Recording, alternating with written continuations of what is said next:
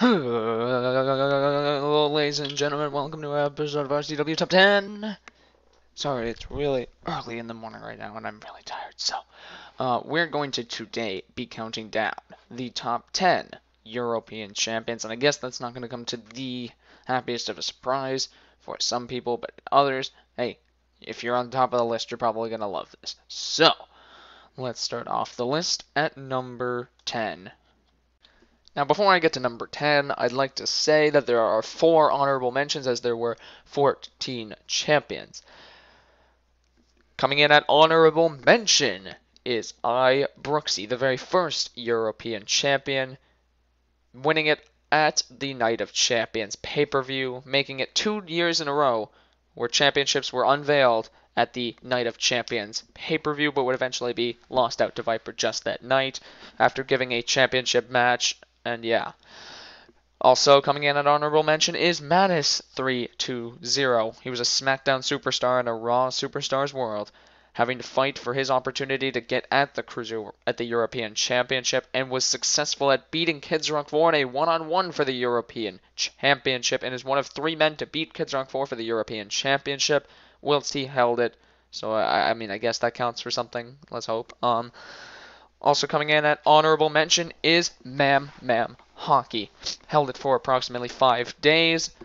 Was actually a very good champion and everything else, but like I said, well, like I'm going to say now, your other championships are not going to mean so much on this list just because it's all about European here. And also, the last man in honorable mention is Awesome. Now, he held the championship when nobody truthfully knew who he was. He said he was TLH. Wasn't really TLH, and then we never actually knew who he was, but we all have a pretty good idea. Anyway, let's get on to number 10. Coming in at number 10, now keeping the note where I said other titles aren't going to mean anything at all, coming in at number 10 is Eddie Armour 9373. He's a one-time champion, held it for 0 days, but the reason that he's put above all those other people that actually, well, 2 of those people that actually held it for a week or so, is because of the way he won it.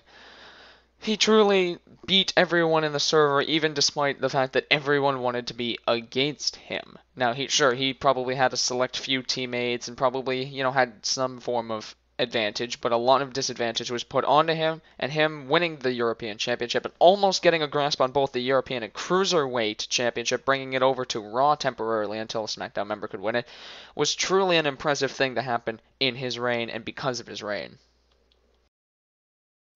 Coming in at number 9, he is a one-time champion, most like others that will be on this part of the list. He held it for 7 days, but just the fact that it was an utter shock that he was able to, well, he was able to capture the championship, because to many people, nobody thought he could do it. He is Twisted Ways 28. Now, well, maybe not in most of our books. He will probably not come down in the most skilled. No offense to him, trust me. A lot of people are more talented than you realize, but yes. But he still was able to capture the championship off of Kids Rock 4 via the little blackout scene that you could see on the, oh god, what day was it? Oh my god, this is amazing right here. The December 8th edition of R.C.W. If you go back and check that out during the European title match area, you will see Twisted Ways capturing the championship. Coming in at number 8 is Maxer70. He won the championship after lasting to the very end of the European Championship match with Kids Rock 4, and truly deserved that he put up a fight as champion during his first defense. Although not winning it, did put up a hell of a fight, and I think generally became a better fighter, a better competitor after his title reign, so it clearly benefited him to be, a champion there. Truthfully, a very good champion, coming in at number 8. Now, I said back in Eddie's, coming in at number 7, in that Cruiserweight versus European Championship match, there actually obviously was a winner, and it was the Cruiserweight Champion, Agent Cool the Best walking into the Hell in a Cell pay-per-view as both the European and Cruiserweight, and would eventually defend his Cruiserweight but lose his European to Rabid Cool Tough Guy, but nevertheless was still able to be both a Cruiserweight and a European champion, beating the likes of Eddie and putting up a hell of a fight against the competitor of Rabid. Two competitors that some people in their career might never ever beat. He beat one and almost beat one. Truthfully, still a very good European champion. Now, I did state that coming in at number 7, Agent lost to Rabid Cool Tough Guy, and this is where he comes into the list. Rabid Cool Tough Guy is coming in at number 6 as European champion. It's just the sheer amount of defenses that he put himself through. Now, I do think most of it went to Intercontinental, but he did put the European title on the line sometime, and he was just an anytime champion, sometimes more than one in a night. He's basically the agent of the European Championship, and truthfully, wow, lots and lots of defenses. Very, very, very high win ratio for the title, only ever losing it once out because he had left the company. So who knows? Maybe, just possibly, he could still be champion. Although then again, that was also in October, so I don't know how likely that is. Coming in at number 5 is your current European champion, set to defend at the Royal Rumble pay-per-view against Kyrie Irving for the NXT title, and that would add something to his reign, being able to capture the NXT championship because of the reign. It is Painful Cool Dude. Painful Cool Dude. Oh my goodness. He is the longest reigning champion as of tomorrow. So should he not be forced to defend tonight, or this morning, he will be the longest reigning champion of the European Championship. Had put I think 4 defenses forth. 2 one-on-ones and 2 full servers. No, never mind. He was not in a full server. My point exactly. 3 one-on-ones and a full server. So botched. It's unbelievable. Make sure you tune in to Royal Rumble to see who will become the NXT and European champion. While they are both minor titles, it's a major, major match. Coming in at number 4 is one of the people who truly made the European Championship so interesting. It is Waffle Shark. He is a 2-time champion and went head-to-head week after week with Viper RKO 101, the Hall of Famer. And truthfully, seeing someone that, oh my god, I've said truthfully so much. Go back and count how many times it happens. But seriously, between Waffle and Viper, you got Waffle, a very, very, very dominant fighter, facing off against a Hall of Famer titled the Ultimate Legend of R.C.W. It's just a good match week after week, and the title just swapped hands, giving one competitor 2 reigns and one competitor 3 reigns. Very, well, week-long reigns kind of things. Truthfully, a good rivalry. There we go again. Good rivalry. Coming in at number 3 is the last 2-time champion on this list. It is Naruto Uzumaki. I think that's how he pronounced his last name, but everyone finds a way to say that it's wrong.